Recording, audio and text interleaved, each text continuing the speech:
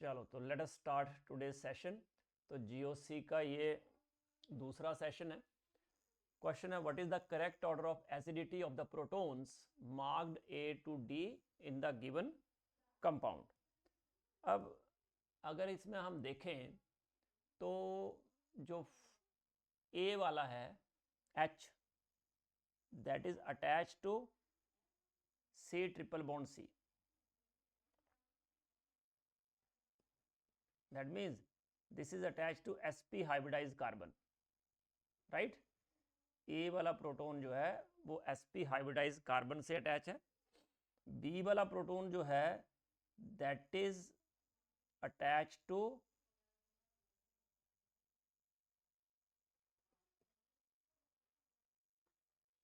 sp3 hybridized carbon.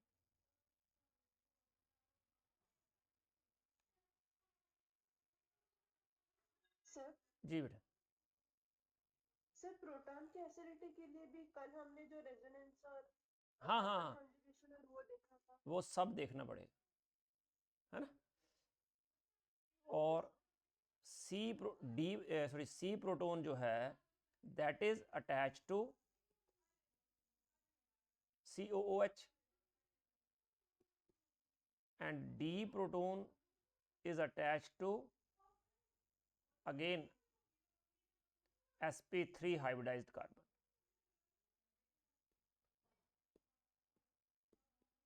तो अब देखो जो A और C है उसको अगर हम अलग कर दें तो B और D में कंफ्यूजन होना चाहिए। C वाला तो क्लियर ही है कि वो सबसे ज़्यादा ही होगा क्योंकि कार्बोक्सिलिक एसिड है, ये तो खुद ही एक एसिड है, तो इसका एसिडिक स्ट्रेंथ तो सबसे ज़्यादा होना ही है। तो दैट मीन्स HC जो है दैट इज मोस्ट एसिडिक। तो HC तो सबसे ज़्यादा एसिडिक होगा। अब बच्चे सर CO से तो पूरा मॉलिक्यूल एसिडिक बनता है ना, तो एक प्रोटॉन की एसिडिटी हम कैसे बताएंगे? हाँ हाँ हाँ, देखो बेटा, पहली बात कि आप बोल रहे हो कि मॉलिक्यूल पूरा इसकी वजह से एसिडिक है, तो इसका मतलब इसके साथ जो H प्लस अटैच है वो सबसे ज़्यादा एसिडिक हुआ ना, मतलब वो ही H प्लस देगा ना। सर तो फिर ये H निकालने से हमारा मॉलिक्यूल स्टेबल बन जाएगा सबसे ज्यादा। अब बोल सकते हो आप, है ना। तो ओके सर। इसका मतलब कि C वाला जो है सबसे ज़्यादा एसिडिक होना चाहिए, है ना। उसके बाद आ जाओ कि B और D तो sp3 हाइब्रिडाइज कार्बन से अटैच है और जो A वाला है वो sp हाइब्रिडाइज कार्बन से अटैच है, तो कौन ज़्यादा एसिडिक होगा? ए। तो बस अपना क्वेश्चन क्लियर हो गया, बाकी करने की ज़रूरत नहीं है। देखो पहला है HCHD cancel, HCHD cancel, HDHC cancel, तो यही हमारा आंसर होगा। अब आपका क्वेश्चन होना चाहिए कि D क्यों B से ज़्यादा हुआ जबकि दोनों sp3 हाइब्रिडाइज कार्बन से अटैच है ना। तो अब ये वाला जो हाइड्रोजन है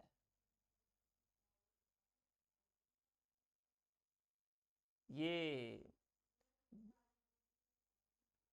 एक तो बेंजाइलिक है। सर हाँ जी। सर पर आंसर की में तो बी आंसर दिया हुआ है। बी। जी सर। अच्छा HC और HCHD ठीक है, और बचे A और B। A और B, HC के बाद HD दिया है,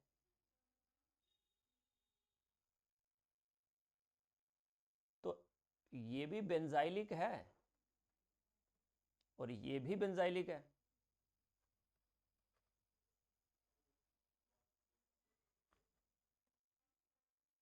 राइट। ये दोनों बेंजाइलिक हाइड्रोजन्स हैं।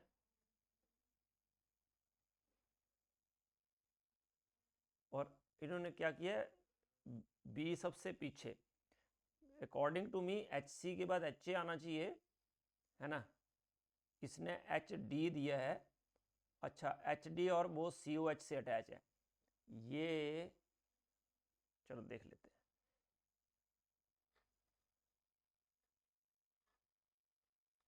बेंजीन रिंग, इसका अगर H+ निकलता है तो इस पे क्या जाता है, एनायन बन जाता है। ओके,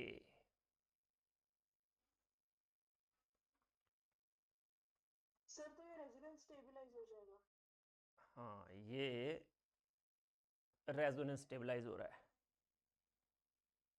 इस वजह से इसको इसने इम्पोर्टेंस दी है। अदरवाइज तो जो ये वाला था ये ज़्यादा एसिडिक होना चाहिए था, है ना। बट क्योंकि ये COOH की वजह से ये जो हाइड्रोजन है ये क्या हो रहा है, resonance stabilised, that's why HC के बाद ये HD लिख रहा है ना। अब आप बोलोगे ये भी तो बेंजाइलिक था, नीचे वाला भी, ये भी तो बेंजाइलिक ही है ना। बट इसमें पंगा क्या है कि ये रेजोनेंस स्टेबलाइज नहीं हो सकता, समझे क्यों? क्योंकि ये तो डबल बॉन्ड पास पास हो गए, कॉन्जुगेशन ही खत्म होगी, उल्टा ये हाईली अनस्टेबल सिचुएशन हो गई, दो डबल बॉन्ड बिल्कुल क्लोज। तो यहाँ पे वो चीज़ नहीं हो रही, बट यहाँ पे रेजोनेंस हो रही है आराम से। जब आप ऐसा बनाओगे तो ये डबल बॉन्ड और नेगेटिव चार्ज O पे हो रहा है, जो कि कार्बन से निकल के ऑक्सीजन पे जा रहा है। तो negative charge is more stable on oxygen rather than on carbon, तो ये भी एक फेवरेबल फैक्टर हो गया।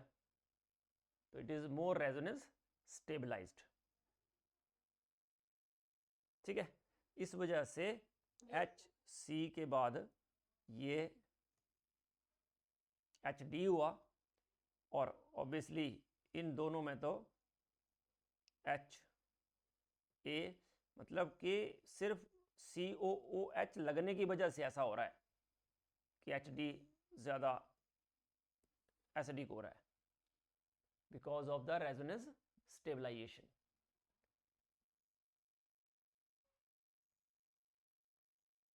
ऑर्डर ऑफ स्टेबिलिटी पूछी है कार्बन आयन की।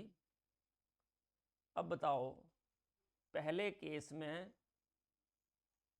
क्या है, CH3, सर थर्ड सबसे ज्यादा होगा ना। यस थर्ड सबसे ज़्यादा होगा। तो पहले जिनको नहीं पता है उनको मैं बता देता हूँ, कौन सा रूल लगाया आपने, बताओ। सर वो वाला कंपाउंड एरोमेटिक है इसलिए मैंने वो। हाँ मतलब हक्कल रूल लगाया ना। Yes sir. हाँ तो हक्कल रूल, कॉन्जुगेशन भी है। हाँ, और 4n+2 रूल। तो कुछ बच्चे हैं जिनको हक्कल रूल पता नहीं है, तो हक्कल रूल क्या होता है पहले तो, और 4n+2 rule, any compound having first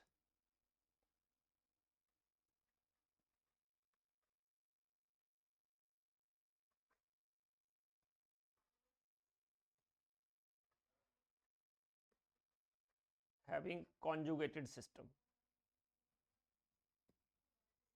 अब ये कॉन्जुगेटेड सिस्टम क्या होता है, इसको देख लो। अगर दो डबल बॉन्ड के बीच में सिंगल बॉन्ड हो, डबल बॉन्ड और पॉजिटिव चार्ज के बीच में सिंगल बॉन्ड हो, डबल बॉन्ड और लोन पेयर के बीच में सिंगल बॉन्ड हो, या सिंपली पॉजिटिव और नेगेटिव के बीच में सिंगल बॉन्ड हो, इसको बोलते हैं कॉन्जुगेटेड सिस्टम, ठीक है। या इवन डबल बॉन्ड और फ्री रेडिकल हो, कार्बनायन हो सकता है, कार्बोकटायन हो सकता है, फ्री रेडिकल हो सकता है, ठीक है। या फिर पॉजिटिव और नेगेटिव चार्ज आसपास हो, तो इनको बोलते हैं कॉन्जुगेटेड सिस्टम। तो पहले तो देखना है कि ऐसा कॉन्जुगेटेड सिस्टम बन रहा है। तो आपने देखा पहले केस में ऐसा कुछ नहीं हो रहा है, सेकंड केस में कुछ नहीं हो रहा है, थर्ड केस में डबल बॉन्ड, सिंगल बॉन्ड, फिर डबल बॉन्ड, फिर सिंगल बॉन्ड नेगेटिव चार्ज, और इधर भी सिंगल बॉन्ड डबल बॉन्ड, मतलब कि ये पूरा सिस्टम कॉन्जुगेटेड हो रहा है। इधर भी देखो ये डबल बॉन्ड और ये लोन पेयर नेगेटिव चार्ज, ये दोनों भी कॉन्जुगेटेड है, क्योंकि लोन पेयर नेगेटिव मतलब लोन पेयर, तो लोन पेयर और पाई बॉन्ड के बीच में एक सिंगल बॉन्ड है, तो मतलब कॉन्जुगेटेड सिस्टम है। ये दोनों ही थर्ड और फोर्थ दोनों ही कॉन्जुगेटेड सिस्टम है। बट जी सर यहाँ पर थर्ड एरोमेटिक हुआ और फोर्थ नॉन एरोमेटिक। हाँ, तो दूसरी कंडीशन जो एरोमेटिक के लिए है वो है मॉलिक्यूल क्या होना चाहिए, प्लेनर। प्लेनर मतलब जितने भी कार्बन उसमें हैं वो sp2 हाइब्रिडाइज होने चाहिए, ठीक है। और इन एडिशन टू दैट ये दो कंडीशन मेट होती हैं, तो तीसरी कंडीशन है कि जो नंबर ऑफ पाई इलेक्ट्रॉन्स हैं that should be 4n+2, n में बी 0 1 2 3 सो ऑन। और इसका मतलब n 0 पुट करोगे तो 2 पाई इलेक्ट्रॉन्स हों, 4 पाई इलेक्ट्रॉन्स हों, या 6 पाई इलेक्ट्रॉन्स हों, और नहीं 4 नहीं होंगे ना, क्योंकि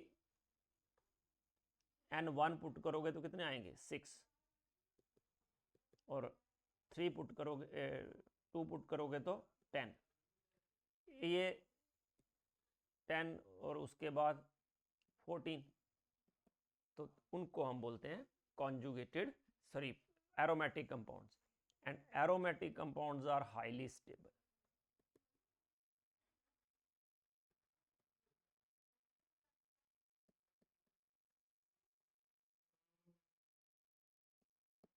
ठीक है, अब बात होती है कि जैसे कार्बोकैटायन है, तो what is the hybridisation of this carbon,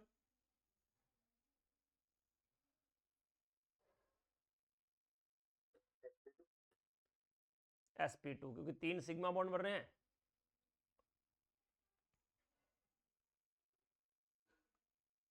what is the hybridisation of this carbon, carbanion में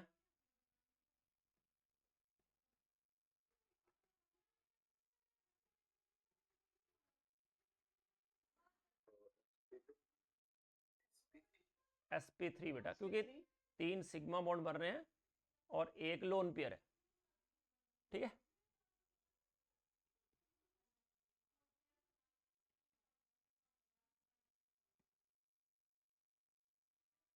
अब बोलो what is the hybridisation of this carbon,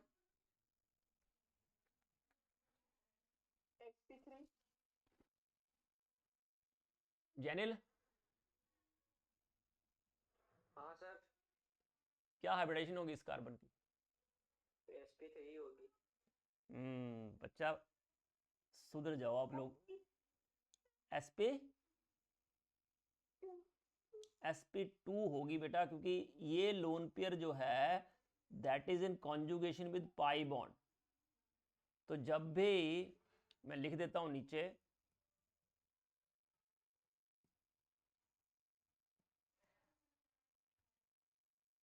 when ever lone pair is in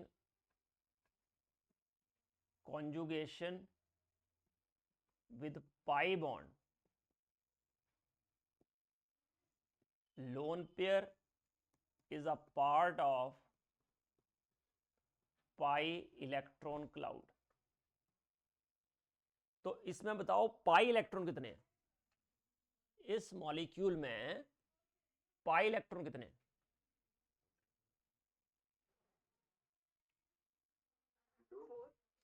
4 pi electrons हैं बेटा, क्योंकि जो lone pair है that is, क्योंकि lone pair pi bond के कॉन्जुगेशन में है, इसलिए जो लोन पेयर है that is a part of pi electron cloud. समझे? Lone pair is a part of pi electron cloud. समझे नहीं? तो ये इसमें 4 पाई इलेक्ट्रॉन हैं। ये जो लोन पेयर इस पे दिख रहा है ना आपको, एक्चुअली ये पाई इलेक्ट्रॉन का पार्ट है। इट इज नॉट, अगर लोन पेयर होता तो इस कार्बन की हाइब्रिडाइजेशन जो है ना वो sp3 होती, बट हम बोल रहे हैं sp2। इसका बोला ना हमने sp3, क्योंकि हमने क्या बोला कि 3 सिग्मा बॉन्ड हैं और 1 लोन पेयर है, 4 है, तो sp3 बोला इसको। बट इसको मैंने बोला नहीं। तो वो sp2 तभी होगा जब वो कॉन्जुगेशन में। बिल्कुल बिल्कुल बिल्कुल। तो इसीलिए तो आप इसको एरोमेटिक बोल रहे हो ना। इसको क्यों एरोमेटिक बोल रहे हो बताओ? कितने पाई इलेक्ट्रॉन है इसमें? 6 हैं। तो 6 कैसे बोला आपने? क्योंकि this loan pair is in conjugation with pi bond. Conjugation की वजह से आपने बोला कि इसमें 6 पाई इलेक्ट्रॉन है। और प्लेनर क्यों हुआ ये तो कार्बन आयन है। तो क्योंकि सारे sp2 हो गए। हाँ, इस कार्बन को आपको तो sp3 बोलना चाहिए था, बट आप इसको sp2 क्यों बोल रहे हो? क्योंकि this loan pair is in conjugation with pi bond. Yes बेटा बोलो। सर अगर वहाँ पॉजिटिव होता तभी वो एरोमेटिक ही बनता ना। हाँ, पॉजिटिव होता तो एरोमेटिक नहीं बनता। तो 4 पाई इलेक्ट्रॉन होते हैं, एंटी एरोमेटिक। देखो, अगर ये 2 कंडीशन जो हैं वो फॉलो कर रहा है मॉलिक्यूल, पहली 2 कि कॉन्जुगेटेड सिस्टम भी है, प्लेनर भी है, बट जो नंबर ऑफ पाई इलेक्ट्रॉन्स हैं वो इंस्टेड ऑफ थर्ड कंडीशन में जो पाई इलेक्ट्रॉन्स हैं वो 4n पाई है,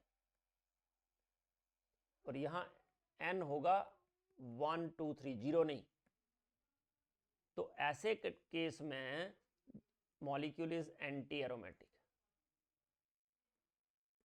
और सभी केस में नॉन एरोमेटिक। और अगर स्टेबिलिटी ऑर्डर की बात की जाए, स्टेबिलिटी ऑर्डर की बात करें हम मॉलिक्यूल की,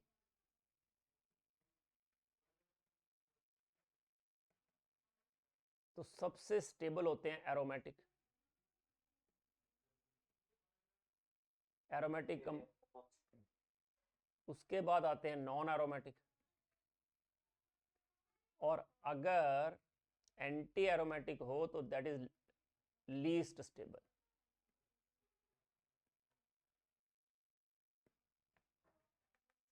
तो ये ऑर्डर है, ठीक है। तो यहां पे आप जो बोल रहे हो, अगर मैं इसको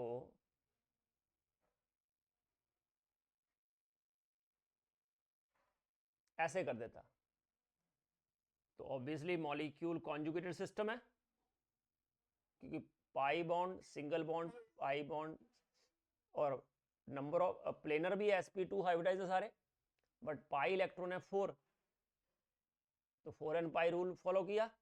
तो ये क्या हो गया? Anti aromatic. इसको सीधा हम AA लिख देते हैं, एंटी एरोमेटिक कंपाउंड। तो अब जो पहला मॉलिक्यूल है उसमें 1 इलेक्ट्रॉन लीजिंग ग्रुप है,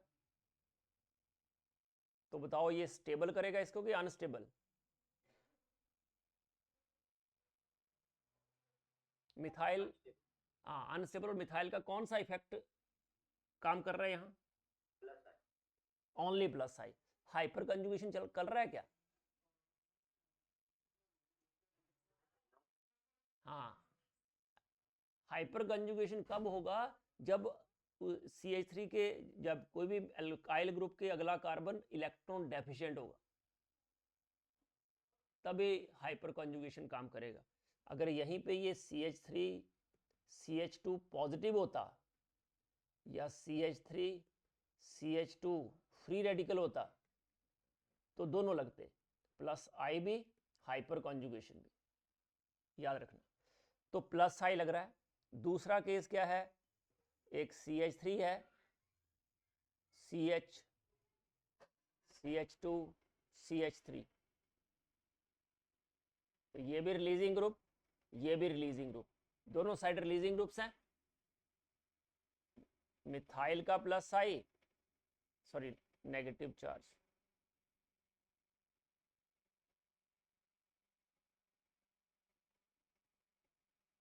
इथाइल का भी प्लस आई। अब बताओ पहले से ज्यादा अनस्टेबल हो जाएगा कि कम? पहले से ज्यादा अनस्टेबल हो जाएगा। इसका मतलब अगर फर्स्ट सेकंड को कंपेयर करें तो first is more stable than second. Both are unstable but comparatively first जो है वो ज्यादा स्टेबल है सेकंड से। तो अगर हम फर्स्ट सेकंड की बात करें तो इसमें भी फर्स्ट सेकंड है, इसमें भी फर्स्ट सेकंड है, इसमें भी फर्स्ट सेकंड है। इसका मतलब सी ऑप्शन आपने कट कर दी क्योंकि उसमें सेकंड 1 2 1 दिया है, तो सी तो कट हो गई। अब आ जाओ थर्ड। जब हम थर्ड पे आते हैं तो आपको पता चलता है कि मॉलिक्यूल जो है एक तो कॉन्जुगेटेड सिस्टम है, प्लेनर है और एरोमेटिक भी है, क्योंकि पाई इलेक्ट्रॉन इसमें कितने हो रहे हैं, 6। इस वजह से ये जो है एरोमेटिक है और एरोमेटिक सबसे ज़्यादा स्टेबल होते हैं। इसका मतलब थर्ड जो है वो सबसे ज़्यादा स्टेबल होगा। तो थर्ड, फर्स्ट, सेकंड, ऐसी कौन कौन सी ऑप्शन है? तो देखो थर्ड सबसे ज़्यादा, फर्स्ट सेकंड से ज़्यादा इसमें भी नहीं है, थर्ड फर्स्ट सेकंड से ज़्यादा इसमें भी नहीं है, ये तो पहले ही हमने कट कर दिया। इसका मतलब यही ऑप्शन है, फोर्थ पे जाने की जरूरत ही नहीं पड़ी आपको। तो फोर्थ जो है कॉन्जुगेटेड तो है ही,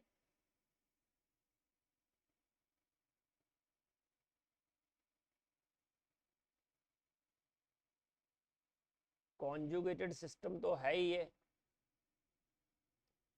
और पर ये दोनों कार्बन जो हैं वो क्या है, sp3 हाइब्रिडाइज्ड, तो ये नॉन प्लेनर है, तो नॉन एरोमेटिक है, बट कॉन्जुगेशन है, लोन पेयर डीलोकलाइज हो रहा है थोड़ा बहुत, इसलिए फोर्थ भी फर्स्ट सेकंड से ज़्यादा स्टेबल होगा।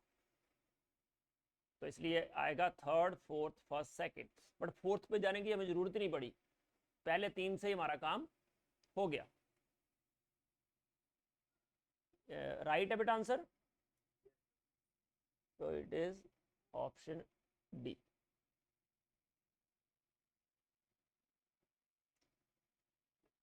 Correct gradation of basic character. अब बेसिक करेक्टर की बात करेंगे अगर हम, एक तो है अमोनिया। अच्छा, ये बेसिक क्यों है? Due to the presence of lone pair, lone pair की वजह से ये बेसिक है,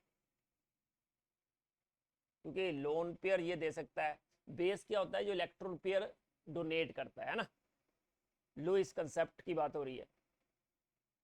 अब इसमें क्या हो रहा है, ये इलेक्ट्रॉन रिलीजिंग ग्रुप है, तो electron releasing group basic strength बढ़ाएगा कि कम करेगा?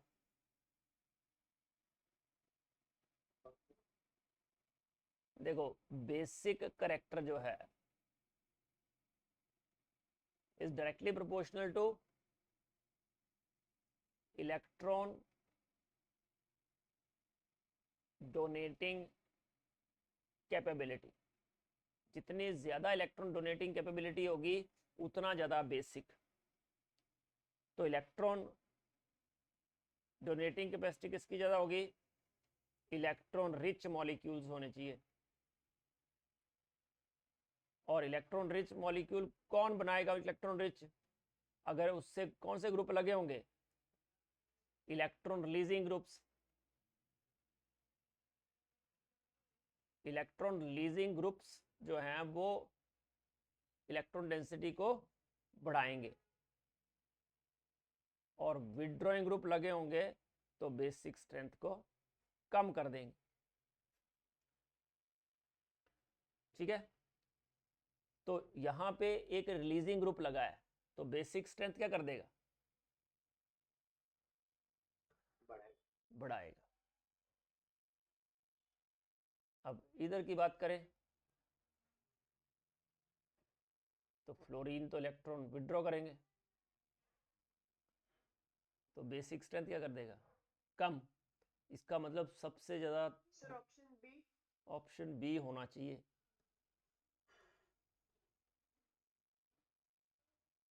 साकेत ठीक है? Yes sir. तो electron releasing group increase the acidic strength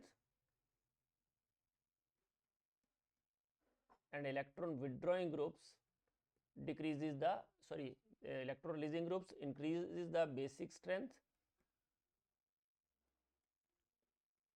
and electron withdrawing groups जो हैं वो decreases the basic strength.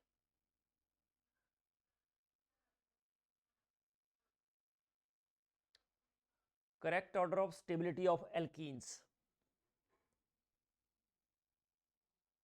तो देखो, मैंने आपको बताया था कि पाई बॉन्ड के अगले कार्बन पे अगर कोई अल्काइल ग्रुप है क्या करेगा वो, electron donate. Sir hyper conjugation. Hyper conjugation. और जितनी ज्यादा हाइपर कॉन्जुगेशन होगी उतना ज्यादा क्या होगा, स्टेबल कार्बोकेटायन। हाँ स्टेबल एल्कीन। अब एल्कीन आ गया क्योंकि डीलोकलाइजेशन पाई बॉन्ड की बढ़ जाएगी ना हाइपर कॉन्जुगेशन से। देखो ऐसा होता है, ये मैं H लिखता हूं, ये पाई बॉन्ड है, इससे डायरेक्टली अटैच H से कोई फर्क नहीं पड़ता है, बट इस H से क्या होगा, ये H या इधर जाएगा ये इधर जाएगा, मतलब पाई बॉन्ड जो है वो डीलोकलाइज हो गया। और जितना ज़्यादा पाई बॉन्ड डीलोकलाइज होगा उतनी एल्कीन क्या होगी, स्टेबल। तो इसका मतलब जितने ज़्यादा अल्काइल ग्रुप लगेंगे उतना ही इंक्रीज हो जाएगा उसका स्टेबिलिटी। तो पहले केस में तो चार अल्काइल ग्रुप लगे हैं, इसका मतलब ये तो सबसे ज़्यादा स्टेबल होना चाहिए, चारों पे सब्स्टिट्यूशन है, इसका मतलब फर्स्ट इज सबसे ज़्यादा स्टेबल। तो इसका मतलब ये हुआ कि जो सी और डी ऑप्शंस हैं तो कैंसिल हो गई, क्योंकि हम बोल रहे हैं कि जितने ज़्यादा more alkylated alkene is more stable. ऐसा आप लिख सकते हो, more alkylated alkene is more stable. Sir ji बेटा। सर 1 और 4 में जितना ज्यादा एल्कीन उसके साथ इंडक्टिव इफेक्ट भी बढ़ेगा, इसकी वजह से ज्यादा एल्काइलेटेड एल्कीन ज्यादा स्टेबल होगा ना। एक्चुअली इंडक्टिव इफेक्ट से तो पाई बॉन्ड और ज़्यादा हो जाएगा ना वहाँ पे पाई बॉन्ड का स्ट्रेंथ, बट इसकी वजह से आर की वजह से क्या हो रहा है कि पाई बॉन्ड ना यहाँ से शिफ्ट हो रहा है, डीलोकलाइजेशन हो रही है, यस सर समझ गई। मतलब मूविंग टारगेट हो गया ना। एक है फिक्स टारगेट, पाई बॉन्ड जो है ना वो उसको अटैक करेंगे हर कोई, हर रेजेंट जो है किसको अटैक करना चाहेगा, पाई बॉन्ड को। अगर पाई बॉन्ड फिक्स है तो उस पर जल्दी अटैक होगा, उसकी रिएक्टिविटी बढ़ जाएगी, तो स्टेबिलिटी क्या हो जाएगी, कम। बट अगर जो पाई बॉन्ड जो है वो मूव करेगा तो एक मूविंग टारगेट हो गया ना वो, तो moving target is difficult to hit and therefore that become less reactive and more stable. तो ऑब्वियसली जो फर्स्ट के बाद किसका नंबर आएगा, सेकंड, क्योंकि 3 अल्काइल ग्रुप्स हैं। तो इसका मतलब बी भी आपने खत्म कर दिया, आपके पास एक ही ऑप्शन बचा, यस सर करेक्ट। है ना। तो इसलिए ए जो है दैट इज मोर रिएक्टिव। ए मतलब ए। 3 और 4 में कैसे पता चलेगा कौन सा सही है? हाँ जी, सर 3 और 4 में 3 और 4 में ना, अब 3 और 4 की बात ऐसे है कि जो थर्ड है उसमें जो दोनों ग्रुप्स हैं वो एक ही साइड है। देखो दोनों कार्बन एटम एक ही साइड है ना। तो और फोर्थ वाले में उसमें चांसेस हैं कि वो ऐसा हो सकता है ना। इसमें तो चांस ही नहीं है, दोनों में वो भी होगी, क्या बोलते हैं उसको, स्टेरिक हिंड्रेंस भी होगी, बल्कि ग्रुप ये एक ही साइड आ गए ना, है ना। और हाइपर कॉन्जुगेशन, क्योंकि हिंड्रेंस की वजह से हाइपर कॉन्जुगेशन भी थोड़ी कम हो जाएगी, क्योंकि वो हिंड्रेंस की वजह से क्या होगा, वो प्लेन से बाहर जाने की ट्राई करेंगे, है ना। जब तक जी प्लेनर है तभी तक तो हाइपर कॉन्जुगेशन होगी। तो फर्स्ट सेकंड इसलिए, फोर्थ इसने पहले लिया, थर्ड बाद में लिया, है ना, इसलिए ए ऑप्शन।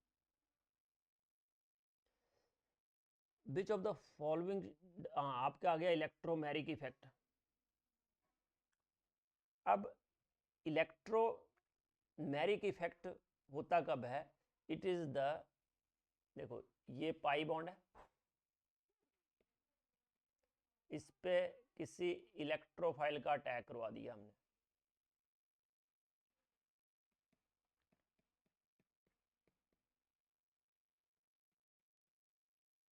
तो बताओ जिस तरफ पाई बॉन्ड जाएगा उसी तरफ इलेक्ट्रोफाइल अटैक करेगा। तो it is the transfer of, या ट्रांसफर ही बोल सकते हैं, या shifting of pi bonds due to the presence of attacking reagent, and if it is shifted towards the carbon where attacking reagent is attached, it is called plus E effect. अगर उल्टा होता है,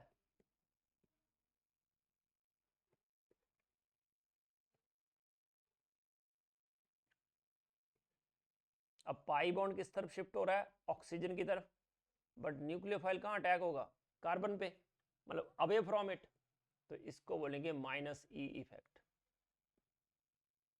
attacking Regent जिस side attach हो रहा है उसी side अगर पाई बॉन्ड अटैच होता है तो इसको बोलते हैं प्लस ई इफेक्ट, और अगर उल्टी साइड तो माइनस ई। जी हाँ, चढ़ मत,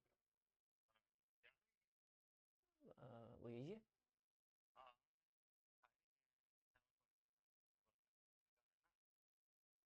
कौन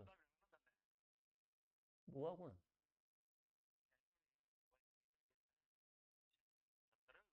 अच्छा अच्छा, ये साहिल है नहीं क्या, कर ही है। हाँ जी हाँ जी, तो हम फोन करेंगे लब्बा। हाँ जी हाँ जी, ठीक है ठीक।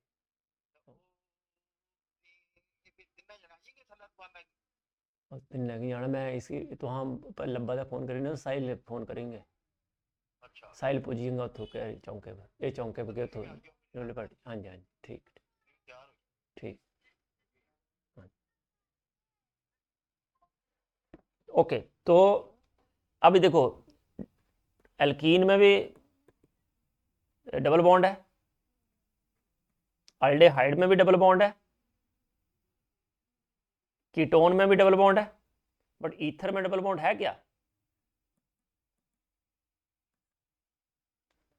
ईथर में नहीं है ना। हेलो, तो इसका मतलब ईथर जो है that will not show electromeric effect, ठीक है। बोलो,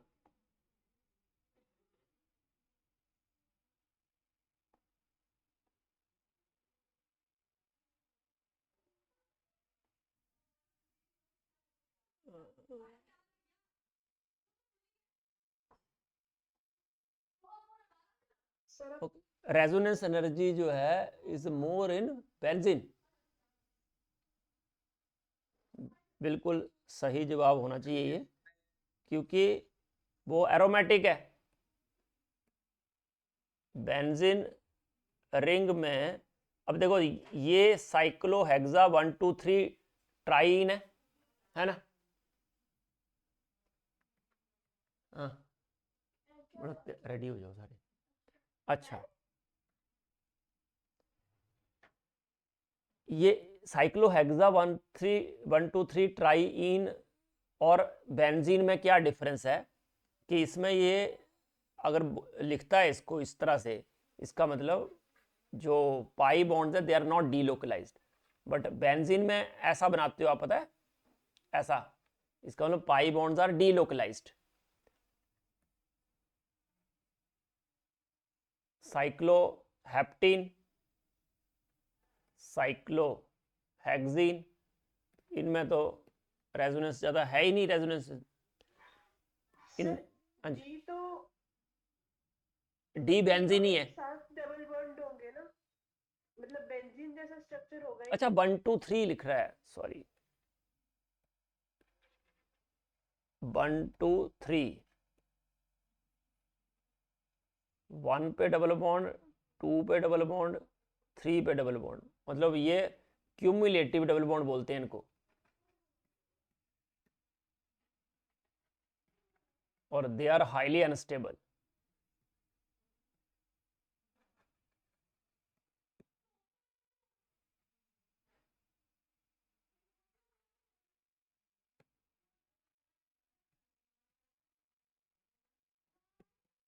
तो ऑब्वियसली जो ए है that is most stable.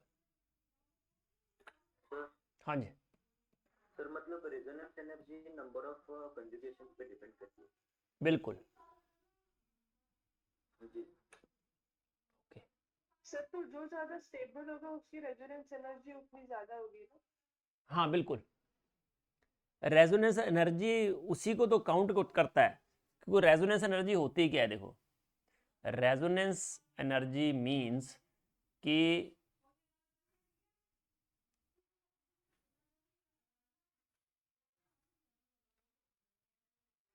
Most stable resonating structure और रेजोनेंस हाइब्रिड, ये अगर एनर्जी बना रहे हैं हम, रेजोनेंस हाइब्रिड सबसे ज़्यादा स्टेबल होगा। तो इन दोनों की एनर्जी के बीच का जो डिफरेंस है that is called resonance energy. It is equal to energy of motorcycle, energy of most stable resonating structure minus energy of resonance hybrid. ठीक है, तो रेजोनेंस हाइब्रिड मतलब एक्चुअल स्ट्रक्चर। तो एक्चुअल स्ट्रक्चर जितना ज़्यादा स्टेबल होगा उतना ही रेजोनेंस एनर्जी होगी। Got it?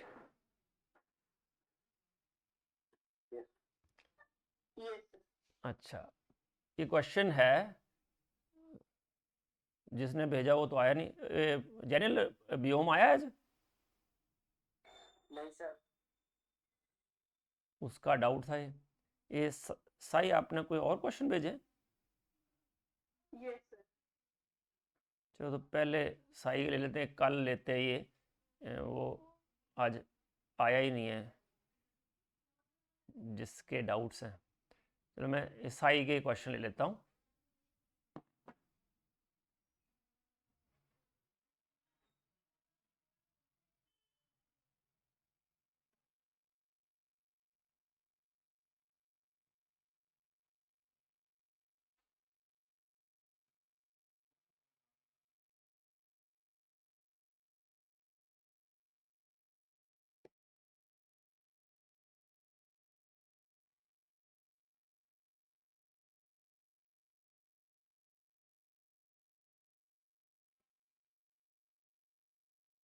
Okay, decreasing order of hydride affinity for the following carbocation.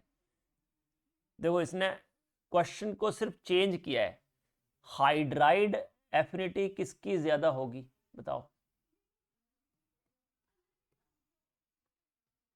Sir जो लीस्ट स्टेबल होगा। Yes, hydride affinity of carbocation is inversely proportional to stability of carbocation. अगर carbocation stable होगा तो उसको वो hydride की affinity उसकी सबसे कम होगी। अब इसमें मुझे बताओ सबसे स्टेबल कार्बोकेटाइन कौन सा है? बी वाला सर है। डी। कौन सा? बी सर, वो बेंजीन है ना सर, साथ D। में। बेटा डी। अब आप पूछोगे कि डी क्यों सर, वो तो सबसे ज़्यादा स्टेबल होना चाहिए ये वाला फिनाइल वाला, क्योंकि ये तो रेजोनेंस स्टेबलाइज करेगा, है ना? यही सोच के बोला ना। हाँ सर, ये क्वेश्चन तो 2020 में दिया था SN1 में। हाँ पर बेटा ये वाला जो पार्ट है ना, यहाँ क्या होता है, ये देख रिंग ओपनिंग, है ना? इसलिए ये क्या करता है, ये सबसे ज़्यादा स्टेबलाइज करता है cyclopropyl ring. Cyclopropyl ring highly unstable होता है ना? और जब वो ये आपको पता है रिंग के जस्ट अगले कार्बन पे अगर पॉजिटिव चार्ज हो, हाँ ये भी आप लोग याद रखना, मान लिया ये हमारे पास रिंग है और इसके जस्ट नेक्स्ट कार्बन पे पॉजिटिव चार्ज हो, इसको मैं CH2 कर देता हूँ, तो ये इस तरह से रिंग ओपन हो जाता है। नंबरिंग कर देता हूँ इसको, ये 1, ये 2, ये 3, ये 4, ठीक है ना? और तो रिंग ओपन हुआ, ये 1, ये 4 हो गया, ये 2, 3, तो पॉजिटिव चार्ज किस कार्बन पे आएगा बोलो? 3 पर आएगा, 3 पर। बिल्कुल सही जवाब, 3 पे पॉजिटिव चार्ज आएगा, क्योंकि ये वाला बॉन्ड टूट गया। तो पर इस सर आपने तो लिखाया था कि 5 और 6 वाली स्टेबल बनती है। हाँ बेटा, हाँ बट रिंग की एक्सपेंशन की बात हो रही है, ये यहाँ पे 5 बनने के चांसेस ही नहीं है ना, आप समझ रहे हो? जैसे ये हो तो यहाँ पे ये जो है 5 मेंबर रिंग बनेगा, मान लिया ये हो तो ये 6 मेंबर बनेगा। कहीं पॉजिटिव लगा रहा हूं मैं एक जगह, समझा कि नहीं? सर तो किसी भी साइक्लो कंपाउंड को अगर CH2+ लगाया हो तो फिर वो सबसे ज्यादा स्टेबल होगा। हाँ, अब ये यहाँ क्या है देखो, हो क्या रहा है कि अगर कोई भी रिंग हो ना और उसके जस्ट नेक्स्ट कार्बन पे पॉजिटिव चार्ज आ रहा हो, है ना, किसी भी रिएक्शन में, तो रिंग एक्सपेंशन होती है। अब रिंग एक्सपेंशन सबसे ज्यादा किसमें होगी? तो 3 मेंबर्ड में। अब पूछो क्यों? क्योंकि एक ये थियरी है बियर्स स्ट्रेन थियरी। ये थियरी क्या बोलती है कि अगर कार्बन sp3 हाइब्रिडाइज है तो वो उसका एंगल कितना होना चाहिए, वो कितना चाहेगा एंगल? 120 डिग्री। 120 डिग्री। ओए ले भाई, sp3 हाइब्रिडाइज कार्बन का बॉन्ड एंगल मतलब हद करते हो आप। 109। हाँ, टेट्राहेड्रल एंगल नहीं होगा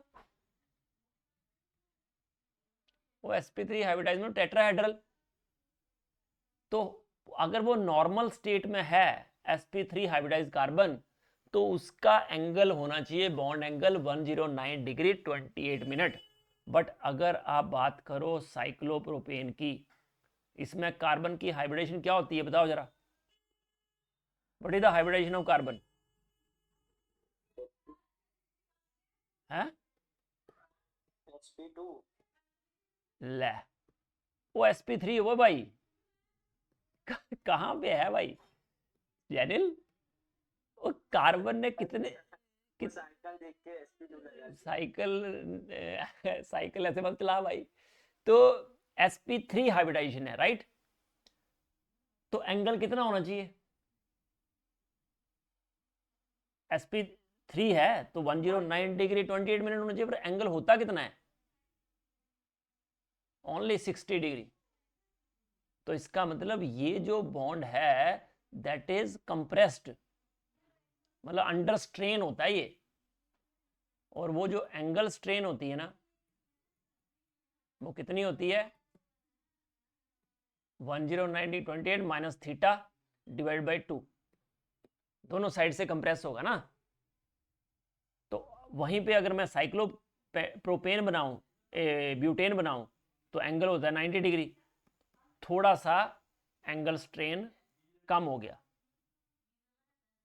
अगर मैं साइक्लोपेंटेन बनाता हूं तो 105 डिग्री हो गया, और स्ट्रेन हो गया। इसका मतलब ये हुआ कि एंगल स्ट्रेन कम होता जा रहा है। और फिर तो उसके बाद तो वो जैसे साइक्लोहेक्सेन हम लिखते हैं, बनाते हैं हम ऐसे हैं, but it is not like that. It is chair और बोर्ड टाइप स्ट्रक्चर, मतलब पकड़ रिंग स्ट्रक्चर्स होते हैं, मतलब ये स्ट्रेन लेस रिंग्स होते हैं। 6 मेंबर्ड ऑनवर्ड्स जो है ना, 6 membered onwards are strainless rings, so they are highly stable.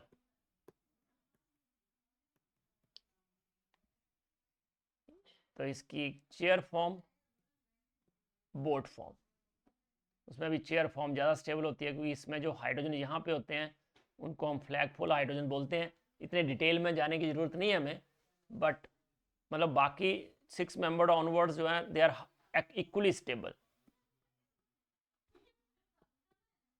They are highly stable. But ये 1 2 3 में अगर हम देखें तो cyclopentane is more stable than cyclobutane, which in turn more stable than cyclopropane. तो ये ऑर्डर होता है सर जी बेटा। सर अगर इसी में एक रिंग के अंदर एक डबल बॉन्ड आ जाता तो?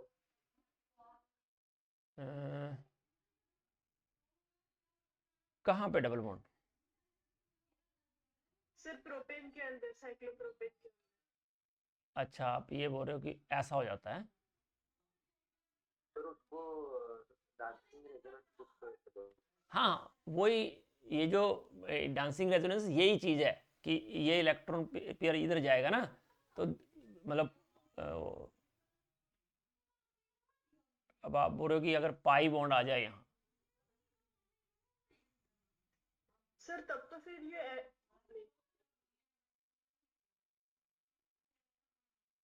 तब अगर मैं रिंग ओपनिंग करता हूँ तो भी तो यही पॉजिटिव चार्ज आएगा। 1 2 3 4, ये पाई बॉन्ड लगा देता हूँ 1 2 3 पे पॉजिटिव। हाँ तो हो जाएगा, क्योंकि रेजोनेंस स्टेबलाइज हो रहा है ना ये।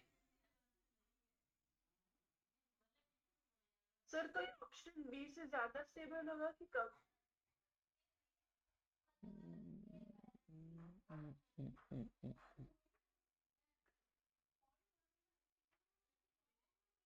ऑप्शन बी से ज़्यादा स्टेबल होगा कि कम होना चाहिए, क्योंकि ये जो यहाँ पे एक और पंगा हो रहा है ना कि अगर मैं इस पॉजिटिव चार्ज को इधर ले जाता हूँ, हाइड्राइड शिफ्ट करता हूँ, तो ये एरोमेटिक हो रहा है ना। तो इसमें कंसेप्ट ही बदल जाएगा पूरा, समझे। इसलिए हम उसको उसमें नहीं जा रहा हूँ मैं। बट अभी यहाँ याद रखना कि अगर साइक्लोप्रोपाइल रिंग्स लगे हैं तो वो फिनाइल रिंग से भी ज़्यादा स्टेबलाइज कर देते हैं, क्योंकि फिनाइल रिंग जब रेजोनेंस करेगा ना तो इसका एरोमेटिक कैरेक्टर डिस्ट्रॉय हो रहा है साथ में। ये जब जाएगा यहाँ तो इसका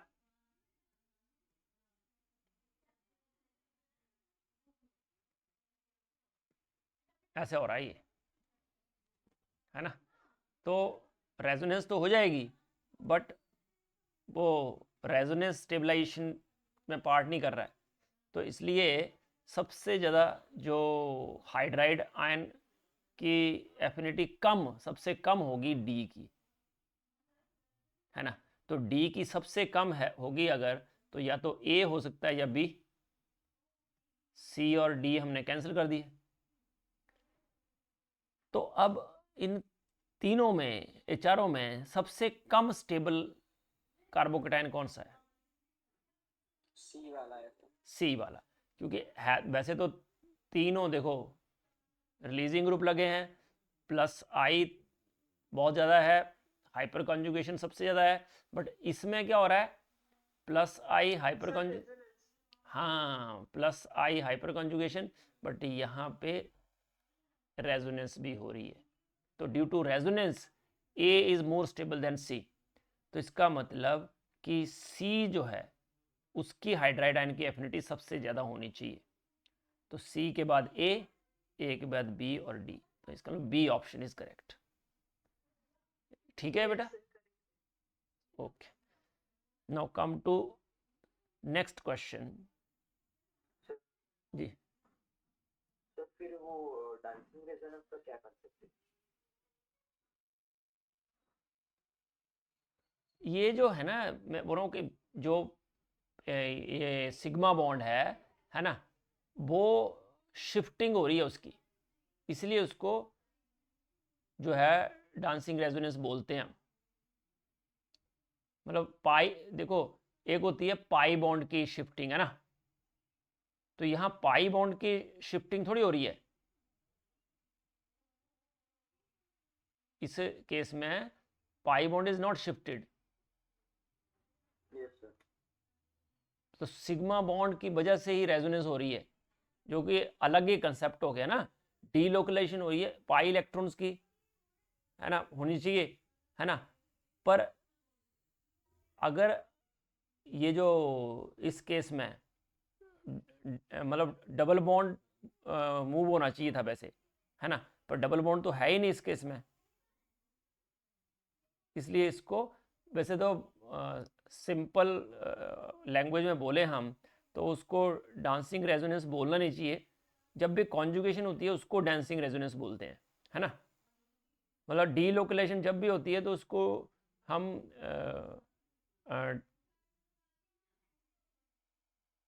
पाई बॉन्ड की शिफ्टिंग मतलब मूवमेंट, तो जो भी मूवमेंट होती है उसको मतलब रेजोनेंस बोलते हैं। और डांसिंग रेजोनेंस मतलब ये कंटिन्यूस हो डीलोकलाइजेशन किसी भी पाई इलेक्ट्रॉन्स की कॉन्जुगेटेड सिस्टम में जो एक्स्ट्रा स्टेबिलिटी देती है, तो उसको हम डांसिंग रेजोनेंस बोलते हैं। बट उसको अगर वर्ड यूज़ करते हैं हम डांसिंग रेजोनेंस, तो that doesn't make any sense. आपको सिंपल याद रखना है कि इसमें क्या हो रहा है कि पाई बॉन्ड जो रिंग है वो एक्सपैंड हो रहा है, रिंग एक्सटेंशन हो रही है, कंप्रेशन नहीं।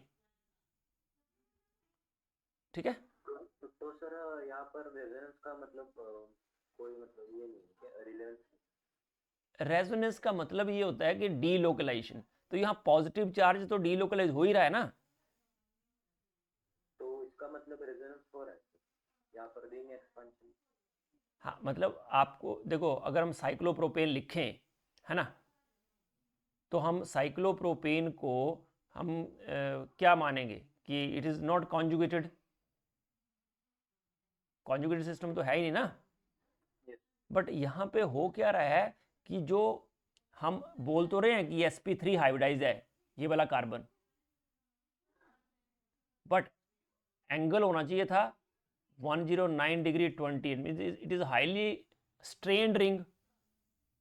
तो उसको एकोमोडेट करने के लिए जो कार्बन कार्बन बॉन्ड जो है ना वो बेंड हो जाते हैं आउटवर्ड, मतलब बनाना टाइप बॉन्ड बना देते हैं ऐसे,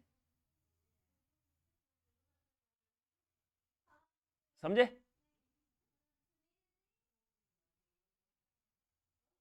इस तरह से कि इलेक्ट्रॉन डेंसिटी जो है वो तीनों कार्बन में ऐसे शेयर हो रही है आपस में। तो ये actually delocalised sigma elect bond जो नेटवर्क है, ये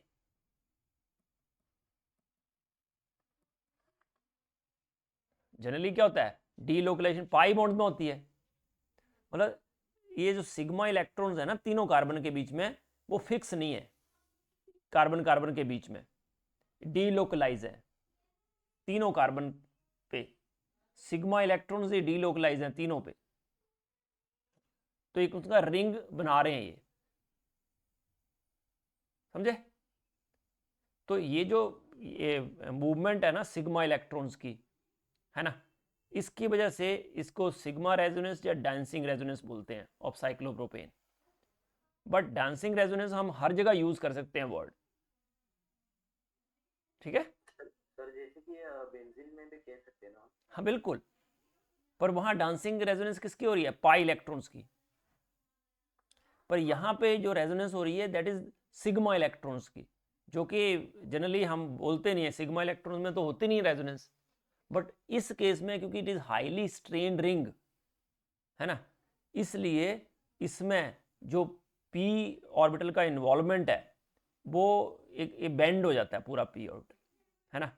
तो वो जो बेंड सिग्मा बॉन्ड्स हैं वो डीलोकलाइज होते हैं ओवर द एंटायर रिंग, तो शिफ्ट हो जाते हैं इलेक्ट्रॉन डेंसिटी एक से दूसरे पे, एक पार्शियल एरोमेटिक लाइक स्टेबिलिटी आ जाती है जिसमें पाई बॉन्ड नहीं है, बट उसके बावजूद भी वो जो बेंट बॉन्ड्स हैं, है ना, उस वजह से इसको हम डांसिंग रेजोनेंस बोलते हैं, है ना, ठीक है? Yes.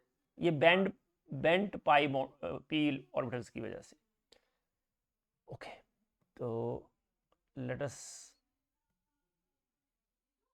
Have last question.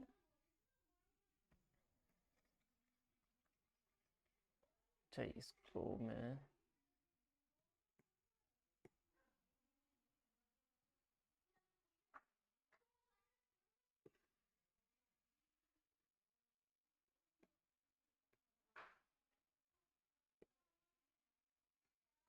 Correct statements for the given compound. अब ये कंपाउंड है, बताओ ये कंपाउंड एरोमेटिक है कि नहीं? एरोमेटिक है क्योंकि ये कार्बन भी sp2 है, ये कार्बन भी sp2 है, ये दोनों तो हैं ही, प्लेनर है और रिंग में 2 पाई इलेक्ट्रॉन्स हैं, तो कंपाउंड इज एरोमेटिक। चलो ये कौन आया अब?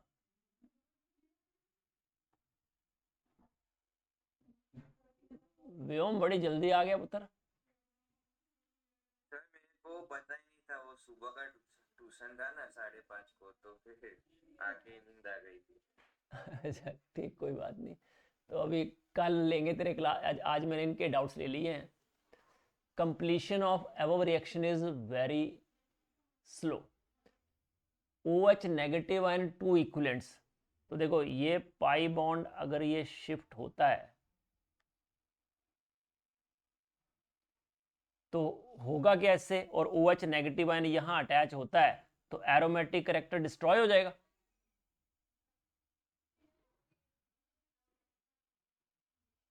Yes. सर एक बार वापस बता दीजिए। अगर मैं ये पाई बॉन्ड जो है, मान लिया इसको मैं ऐसे रहने देता हूं, और OH नेगेटिव आयन जो है अटैच, अगर 2 इक्विवेलेंट OH नेगेटिव ऐड करने हैं तो मैं पाई बॉन्ड को शिफ्ट करूंगा, क्योंकि ये न्यूक्लियोफाइल है ना OH नेगेटिव। जी सर। तो न्यूक्लियोफाइल कहाँ ऐड होता है, यहाँ पाई बॉन्ड में या CO में? CO में, क्योंकि देखो जब मैंने इलेक्ट्रोमेरिक इफेक्ट दिखाया ना आपको, तो उसमें साइलेंटली मैंने आपको ये शो किया कि जब मैंने +E लिखा था, ओहो कहाँ गया, कहीं लिखा नहीं था +E, -E किया था ना, हाँ ये +E लिया था मैंने, एल्कीन लिया था, और क्या अटैच करवाया था मैंने, इलेक्ट्रोफाइल। तो इलेक्ट्रोफाइल एल्कीन में ऐड होता है, और जब मैंने ये कार्बोनिल कंपाउंड लिया, मलाल्डिहाइड या कीटोन, तो कार्बोनिल कंपाउंड में मैंने न्यूक्लियोफाइल का एडिशन किया, तो न्यूक्लियोफाइल ऐड होता है CO में, मतलब ये न्यूक्लियोफिलिक एडिशन रिएक्शन देता है। एक minute, alkene electrophilic addition reaction देता है। जैसे बेटा सर एल्कीन पे न्यूक्लियोफाइल नहीं अटैक कर सकता? वेरी गुड क्वेश्चन, नहीं कर सकता। क्यों नहीं कर सकता? क्योंकि पाई बॉन्ड जो है वो देखो इस तरह से होता है, इलेक्ट्रॉन क्लाउड ऊपर और नीचे, तो ये इलेक्ट्रॉन रिच माना जाएगा। तो न्यूक्लियोफाइल अगर नेगेटिव चार्ज आएगा तो नेगेटिव नेगेटिव ये रिपेल करेंगे ना, ओके। इलेक्ट्रॉन क्लाउड रिपेल करेंगे। बट CO में क्या होता है कि ये जो पाई बॉन्ड, पाई इलेक्ट्रॉन का क्लाउड है ना, वो ऑक्सीजन पे ज़्यादा होता है।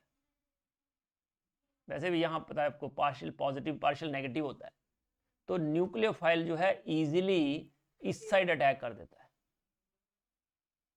क्योंकि इलेक्ट्रॉन डेंसिटी पूरी ऑक्सीजन पे चली जाती है। ठीक है, जी सर। ओके।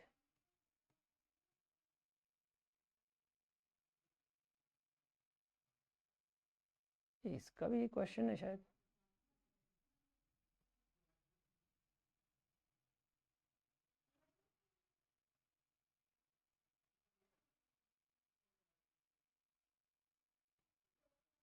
ओके।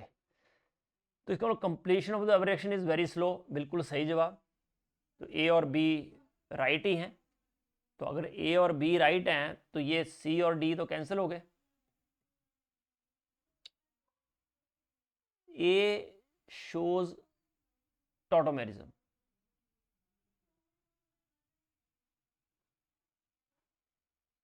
अब देखो टॉटोमेरिज्म कब होता है, इसको बोलते हैं कीटो।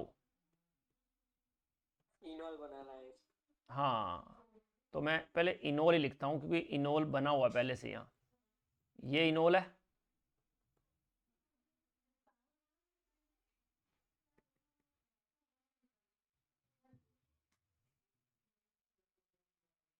रुको, इन पे ओल, तो ये हो गया इनोल। और इनोल जो है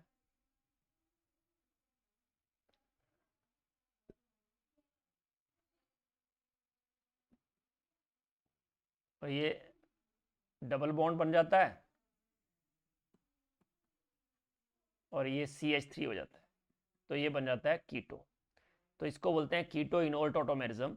कीटो हमेशा ही थोड़ा ज़्यादा स्टेबल होता है इनोल से, बट यहाँ पे क्या हो रहा है कि टॉटोमेरिज्म हो तो सकता है, क्योंकि ये देखो ये डबल बॉन्ड है और यहाँ OH है। सर एरोमेटिसिटी लूज कर जाएगा। हाँ, एरोमेटिसिटी लूज कर जाएगा, वो सही बात है। लास्ट है कि बॉन्ड लेंथ कार्बन कार्बन की इनकम, तो सी सही है या रॉन्ग? मैं वही फिगर आउट कर रहा हूँ कि ये C और D में मुझे चूज करना है, तो which one is more appropriate, है ना, क्योंकि मुझे पता है A और B तो राइट हैं ही, बचे C और D। अब लिखा है bond length carbon carbon in compound B are found to be same. Sir ये तो गलत होगा ना?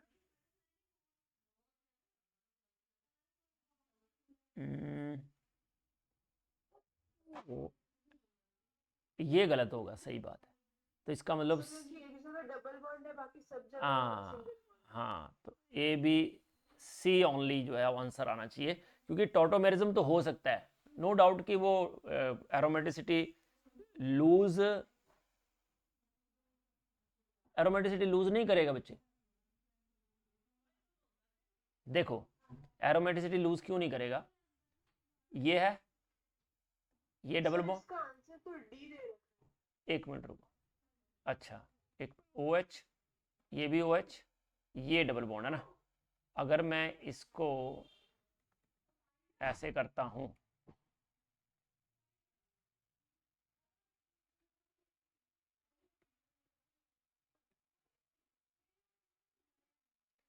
अच्छा ये इधर चला जाता है ना,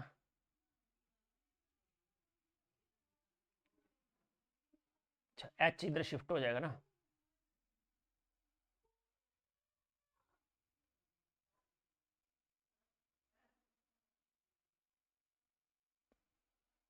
और अब ये अगर मैं B बनाता हूं, अब जो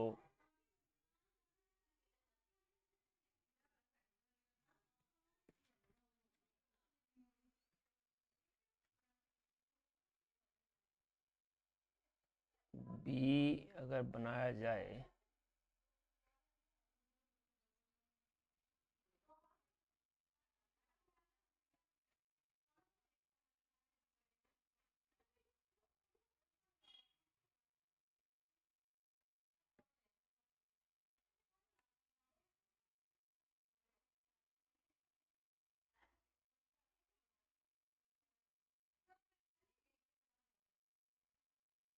OH OH,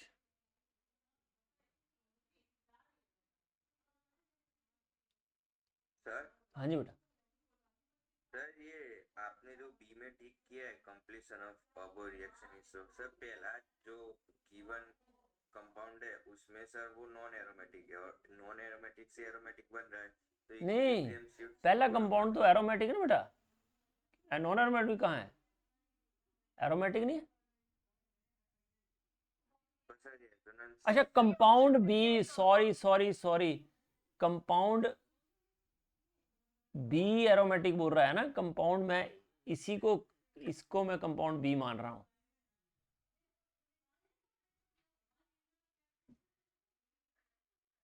इसको मैं कंपाउंड बी मान के चल रहा हूं।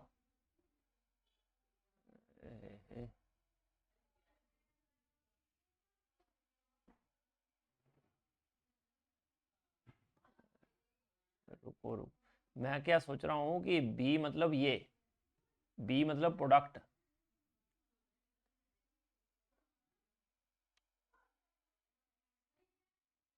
बी प्रोडक्ट है और इसको एरोमेटिक रखना है हमें।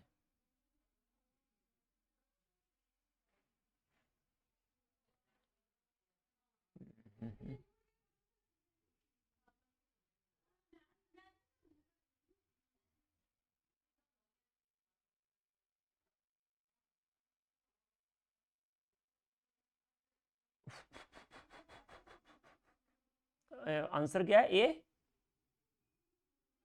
Sir D. D, okay.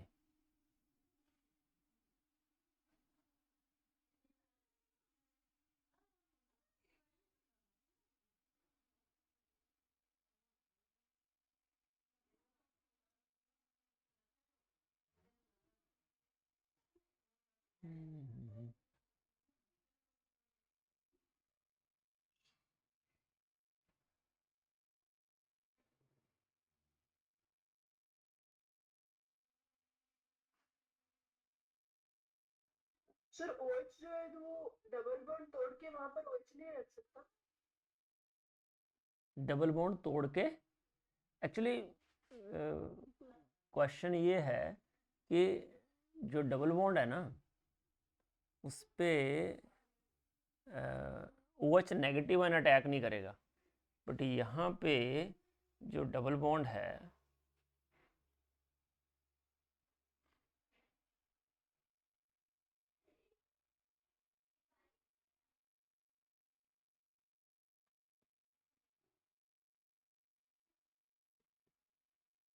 Sir answer में उन्होंने बी कंपाउंड पे जो राइट साइड पे OH है वो तोड़ के O नेगेटिव बनाया। एक मिनट,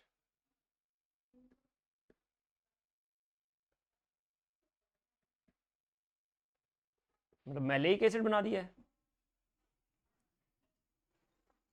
सर राइट साइड में जो दो OH है उनसे H हटा के नेगेटिव लिख दिया है।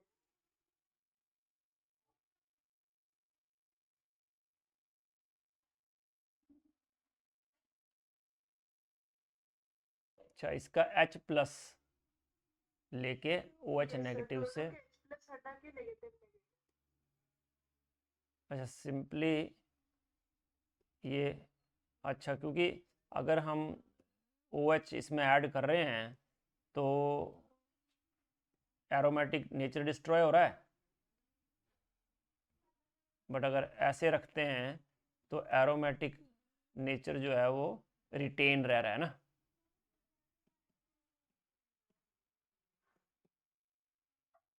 सर और फिर उन्होंने उसका हाइब्रिड दिखाया जैसे हम बेंजीन में दिखाते हैं वैसे बीच में गोल सा स्ट्रक्चर।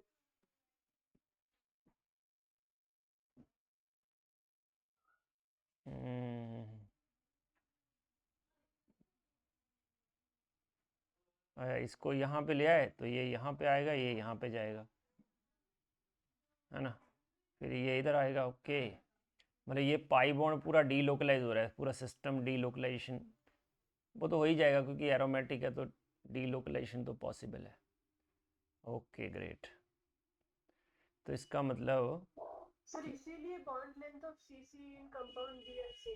हाँ, क्योंकि हम ऐसा स्ट्रक्चर बना रहे हैं तो इसमें तो बॉन्ड लेंथ सेम नहीं होगी क्योंकि एरोमेटिक नेचर को हम डिस्ट्रॉय कर रहे हैं, बट एरोमेटिक नेचर डिस्ट्रॉय कर दिए तो रिएक्शन ऑब्वियसली जो रिएक्शन स्लो होगा, बट रिएक्शन होगा ही नहीं, इसका मतलब ये है ना एडिशन, क्योंकि ये H प्लस उसके पास है ही बेस के लिए, और ये H प्लस एसिडिक है क्योंकि ये इनोल सिस्टम बन रहा है, इस वजह से H प्लस आयन आराम से निकल सकते हैं। कीटोइनोल टोटोमेरिज्म जो है वो शो कर रहे हैं, हम जो बाद में कर रहे हैं ना टोटोमेरिज्म, वो स्टार्टिंग में भी तो हो सकता है ना,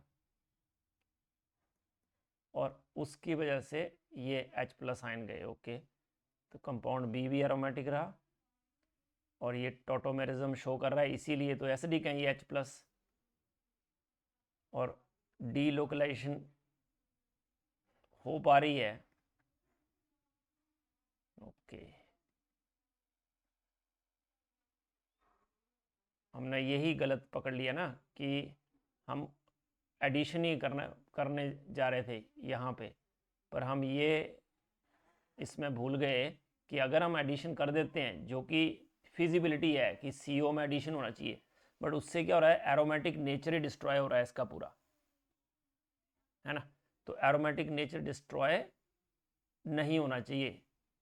तो एरोमेटिक नेचर को रिटेन रखने के लिए इट इज़ पॉसिबल कि क्योंकि ये OH negative act as a base और this molecule act as an acid, और इस वजह से ये पाई बॉन्ड की डीलोकलाइजेशन कर दी इसने और ये सारे हो गए सेम।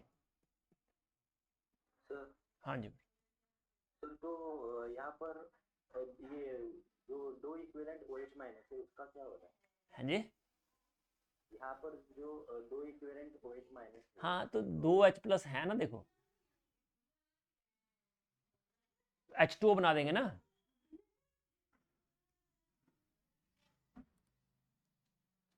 ये B बन जाएगा और साथ में 2 वाटर निकल जाएंगे।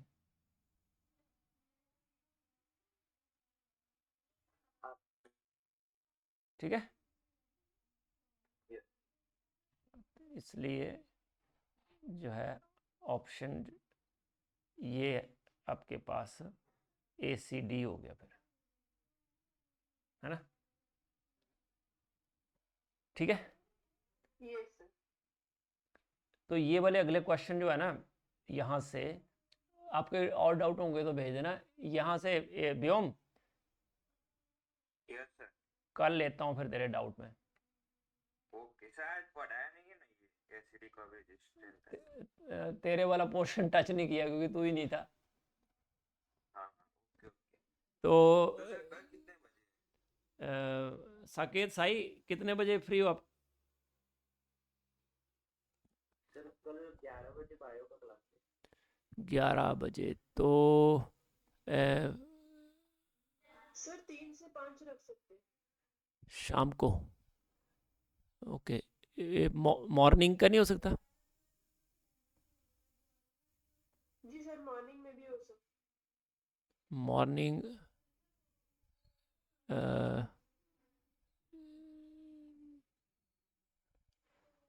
9 से 10:30।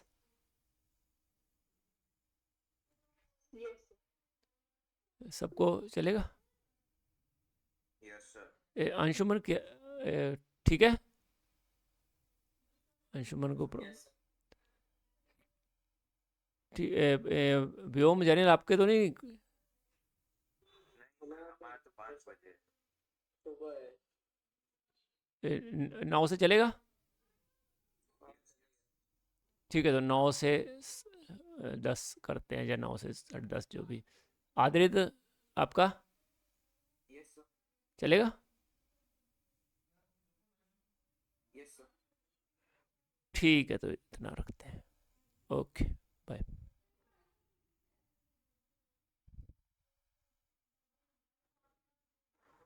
Bye sir. बाय बेटा।